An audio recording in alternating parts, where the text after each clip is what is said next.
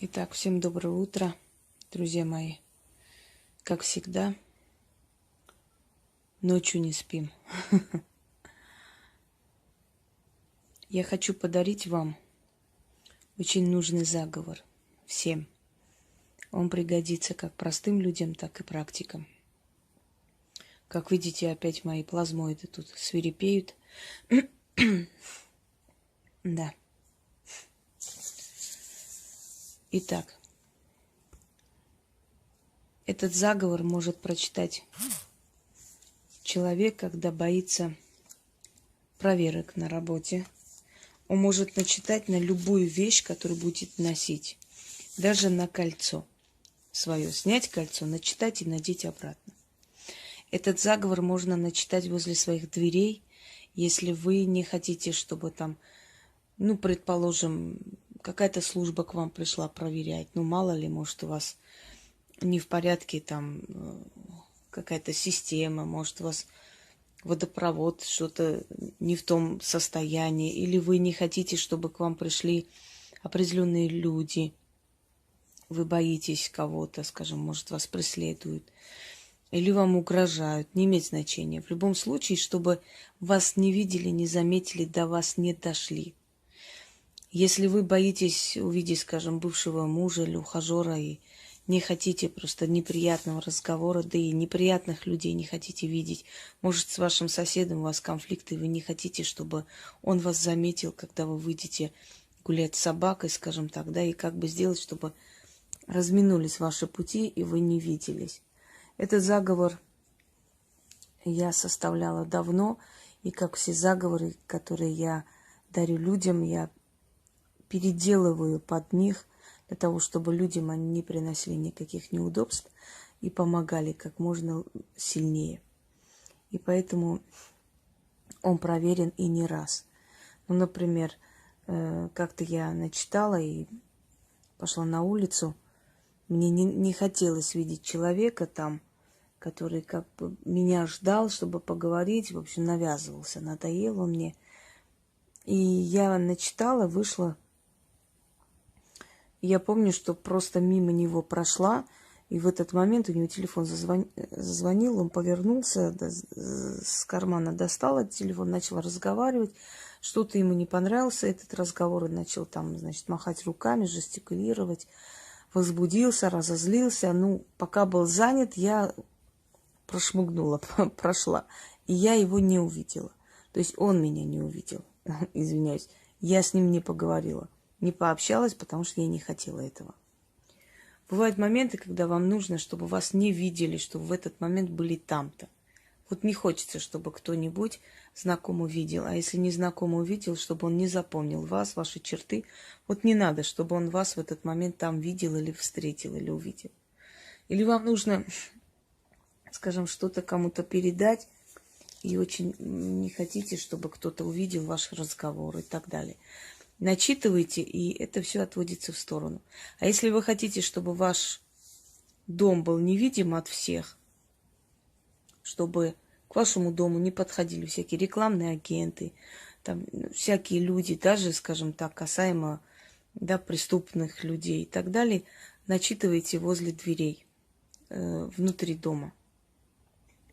Какие еще моменты могут происходить, что вы не хотели? Если у вас в семье, скажем так, конфликтная ситуация, чтобы ваша свекровь особо не приставала, не замечала вас практически дома, чтобы не доставала вас и так далее. То есть всегда, когда вам хочется оставаться невидимой. У сказок на самом деле есть почва. И почва сказок – это магия.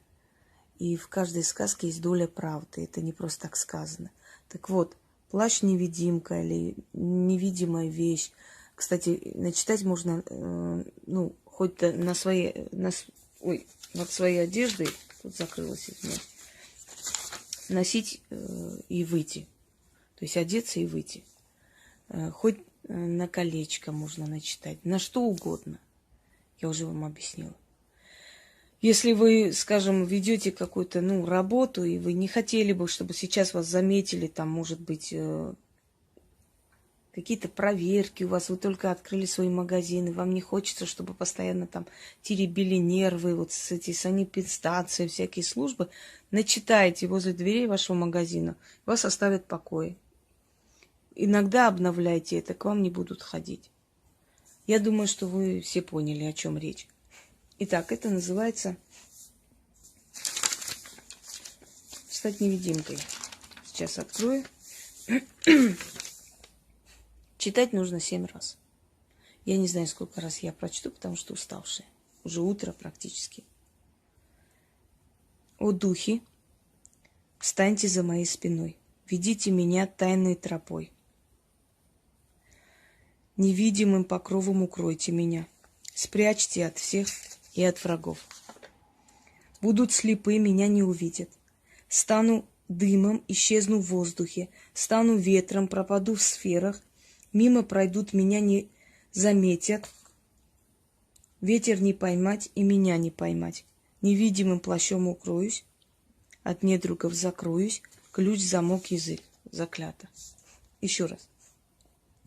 О духи, встаньте за моей спиной, ведите меня тайной тропой. Невидимым покровом укройте меня, спрячьте от всех и от врагов. Будут слепы, меня не увидят. Стану дымом, исчезну в воздухе. Стану ветром, пропаду в сферах. Мимо пройдут, меня не заметят. Ветер не поймать и меня не поймать. Невидимым плащом укроюсь, от недругов закроюсь. Ключ, замок, язык. Заклято. Еще раз. О духи, встаньте за моей спиной, ведите меня тайной тропой. Невидимым покровом укройте меня, спрячьте от всех и от врагов. Будут слепы, меня не увидят. Стану дымом, исчезну в воздухе, стану ветром, пропаду в сферах. Мимо пройдут, меня не заметят, ветер не поймать и меня не поймать. Невидимым плащом укроюсь, от недругов закроюсь, ключ, замок, язык. Заклято.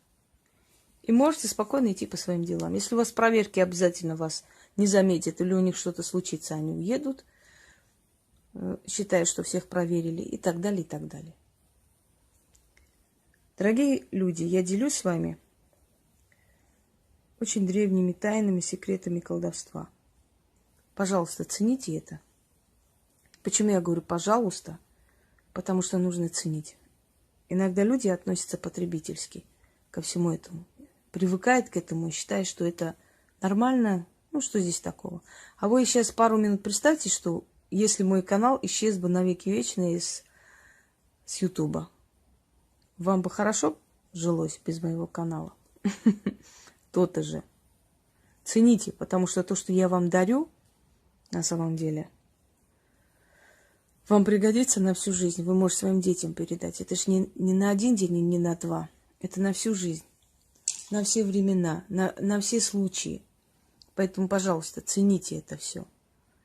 Это все вам дается от тех сил, которые о вас заботятся и хотят вам помочь. Через нас. Но в любом случае цените этот труд. Всем удачи!